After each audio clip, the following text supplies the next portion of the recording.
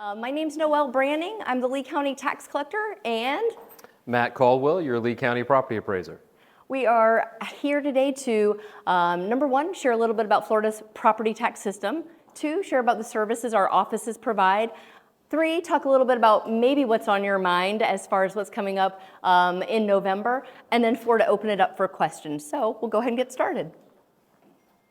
All right, well, we'll start with how Florida's property tax system is structured. We're a little bit different than maybe some other states. You might be from a different place in Florida and used to a different system. So obviously, when it comes to property tax, the key person in the entire structure is the property owner, the one who actually is responsible for the taxes, that owns the property. You have my office, our office of property appraiser. In a lot of jurisdictions around the country, you'll have an office called a tax assessor.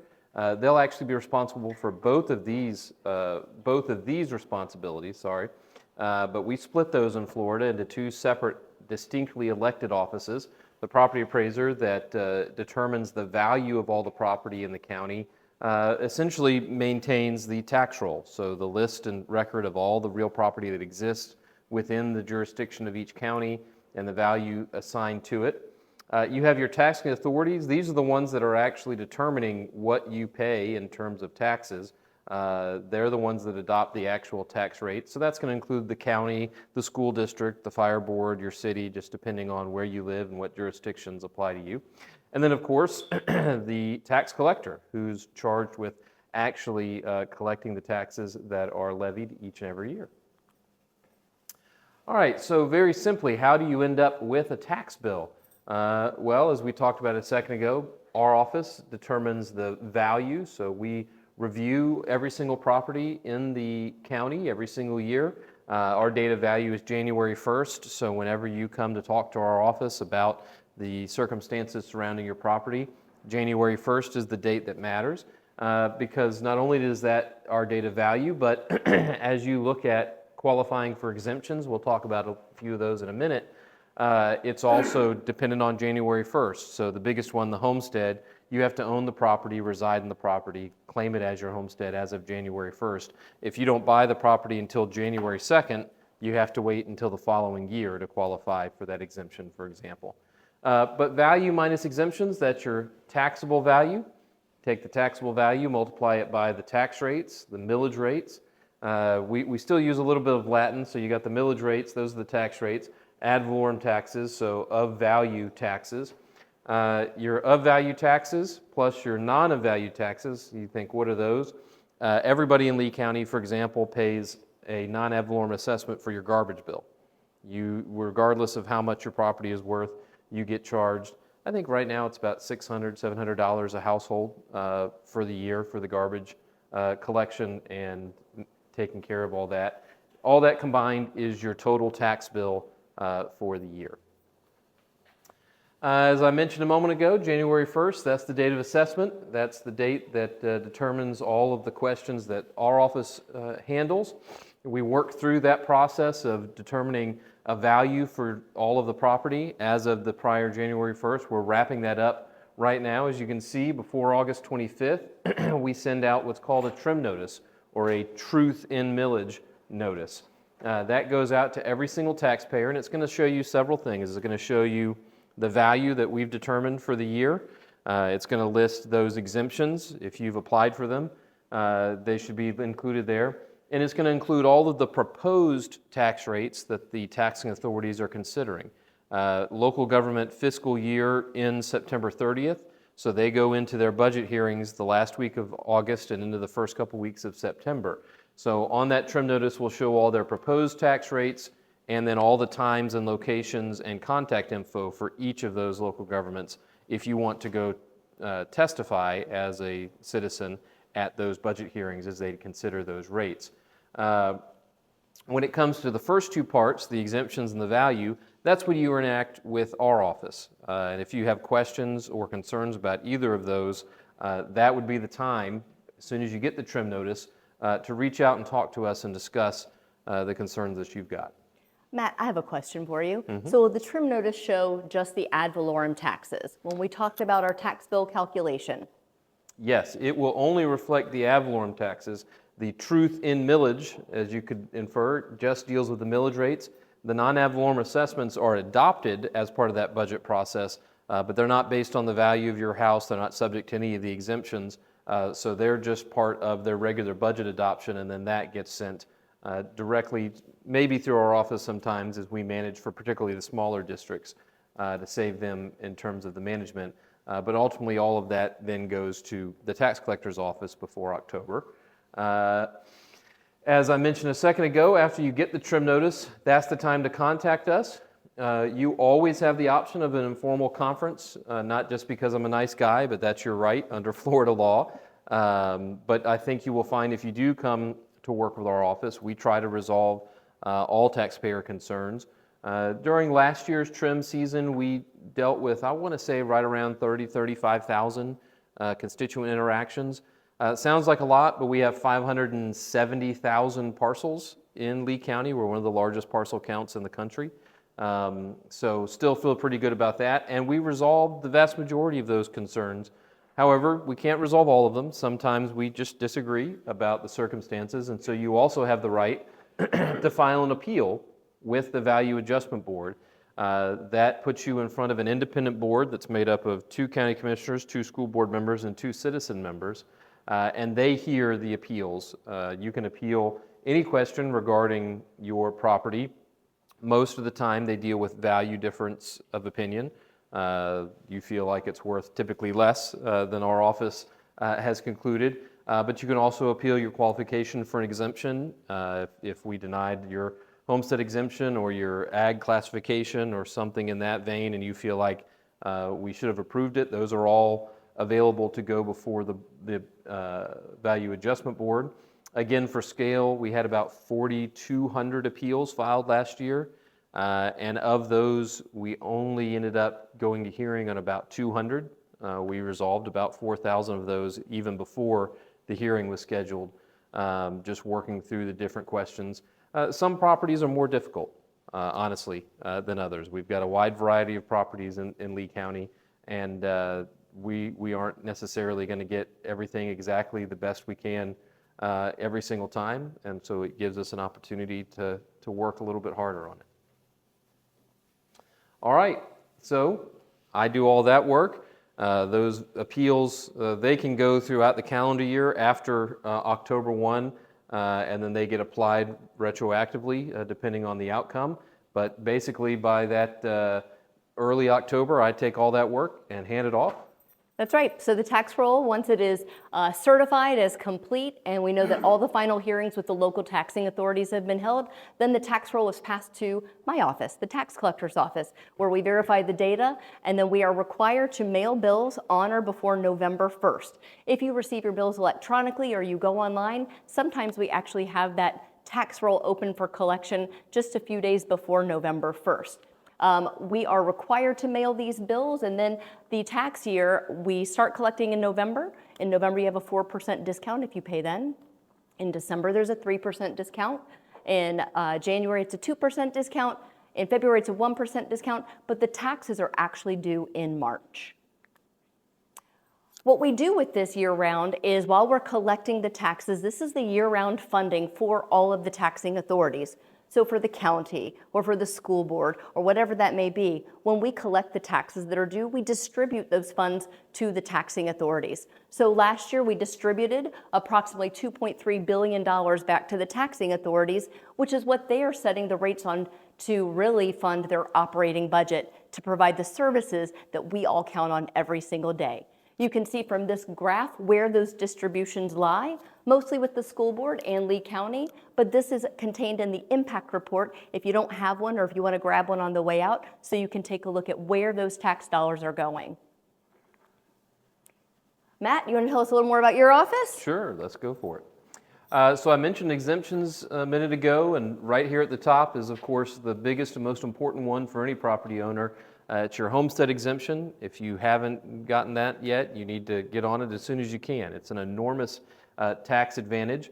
First of all, it gives you roughly $50,000 deduction. We actually added an inflation adjuster in 2024, so I think this year's amount is right at $55,000 and change in the direct exemption. It also gives you the Save Our Homes cap. So even if the market goes up by, say, 20% in a single year, which during the COVID years we saw here in this market, your actual assessed value can only go up by 3%. So it gives you an enormous tax advantage, and you can imagine over time that that difference gets pretty large, and we have a way to deal with that. I think we'll mention that in the next slide. You also have a number of other exemptions, and I always encourage everyone to visit our webpage at LePA, like Lee Property Appraiser.org, and visit the exemptions page. We have them, exemptions that you can see here for first responders, for widows, widowers, for seniors, veterans, and the disabled. Many of these other ones are tied to income eligibility, as well as certification of the disability amount. But again, I would encourage everybody to check those out, and there may be something you might qualify for, or you know somebody that would qualify for. We want to make sure that every taxpayer is receiving the benefit that they deserve. Back to the Save Our Homes, portability. While the actual exemption itself is substantial, so much more so over the years the Save Our Homes has become, because again, the market increases, let's say at 8% or 10% or 20%, and you're still capped at 3%, you can grow a pretty big differential. So several years ago, voters in Florida amended the Constitution to allow you to port, to take that savings and take it with you to your new residence. So you can build up to, the total you can port is up to $500,000 in value. So let's say the market's gone up and now your house is worth $750, but because of the cap, you're only being assessed at $250, right? So you've got $500,000 in protected value. You move to a new residence, you can take that with you. A lot of times in the scenario I just described, now you're seeing a family that, say, owned their house for 20, 25, 30 years, raised the kids, they've gone off, and now the parents want to downsize, right, to the condo. So in the downsize scenario, it's not the whole number, it's a percentage. So whatever percentage cap you have of what it's worth, you take that percentage and apply it to the new property. So you take $500,000 max going up, or you take the percentage as you downsize, either direction. Back to you. Okay, so you might come in to pay your tax bill, or you may choose to do that online or send it through the mail, but you probably visit our office or interact with our website for a number of other services that we provide. Our vision at the Lee County Tax Collector's Office is to be a role model agency for providing for excellence in providing government services. And how do we get there? It's our mission to deliver 5-star service through an organizational culture that values our team, our customers, and ultimately our community, because that's what our distribution process truly supports. You probably have come into our office to either renew your license or maybe your registration. Maybe you're a business owner, you've gotten your business tax receipt. Maybe you've even come down for your concealed weapons license or your hunting and fishing license. These are all the things that our offices do throughout Lee County. We're a data-driven agency. We collect data for a number of reasons. It helps us in our decision-making about how we provide services, opportunities for improvement, and really where we need to augment services in certain areas. So if you look for our last fiscal year, which was October 1st of last year to current, you can see we served about 565,000 people in person. This tells us a story. This tells us that maybe we need to do a better job of explaining online service availability or how to make people more comfortable with that option. We also mailed a number of tax notices and processed about 335,000 pieces of mail. You can see that ultimately, with a perfect financial audit and over 1.6 million transactions, we are very busy in all 6 of our service center locations. When we think about how we're really serving this community and what we want for our customers, we have customer convenience in mind. We know that we have to make options easy, but they have to be convenient. Number one, we have smart lockers. So if you've seen any Amazon lockers, we have lockers like that at 4 of our locations: Lehigh Acres, downtown, Cape Coral, and South Fort Myers. So if you want to renew your registration and then just pick it up at a locker at your convenience, you can do that without ever having to come into the office. We also have Publix kiosks. We have 7 of those throughout Lee County. This is where you can also renew your registration in select public service centers so that you can go on your time, even on the weekends if you needed to renew that yellow sticker at the last minute. Auto pay is one of the newest things that we have launched. We think this is a huge service for everyone. When you go online to renew your registration, you can now select auto pay, where it'll store your credit card, and so every year it'll simply ask you about a week out, do you want us to use this card to renew your registration? So you never even have to think about it, even if your birthday is right around the corner. And finally, the last thing that we've done for customer convenience, we've done concealed weapons license replacements. Before we were just doing original issuances, but now if you've misplaced or you've lost your concealed weapons license, you can come into our office rather than having to go to Northport to replace that license. When we think about the future and our growing community and what we should be doing with the plethora of services we provide, we really think about a few different things. One is reimagining service delivery. We are tired of the old playbook and we want to reimagine how we can deliver better service to our community, what meets your needs, and then ultimately what's going to exceed your expectations. We're looking at how we can modernize our motorist services in conjunction with the partnership with Department of Highway Safety and Motor Vehicles. We have also taken on tax deed application redemptions. This used to be a function with the clerk of the courts, but if you think about one-stop shopping, now we'd like you to be able to do it all in one place if you're someone who does need to redeem your tax deed application. And then finally, when we think of the future, we think of automation.